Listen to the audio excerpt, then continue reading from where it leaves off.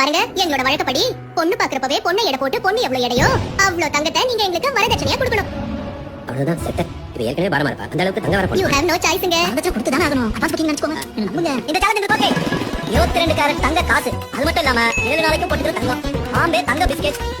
மொத்தம் பெங்கால்ல இருக்குது. ஐயா, இதெல்லாம் ஒரு பாரோன்னு சொல்லிட்டு முள்ள நகர கூட இல்ல. என்னடா தம்பி, வீட்ல இவ்ளோ நகரா இருக்கா? சரி விடு, மிச்சத்த பணத்தை வச்சு அட்ஜஸ்ட் பண்ணிப்போம். இப்ப சொன்னீங்க இது பேச்சு. ஏய், கேஷ் எடுத்துட்டு வாடா. எங்க மாமா புகையில பொங்க வச்ச பணம் இது.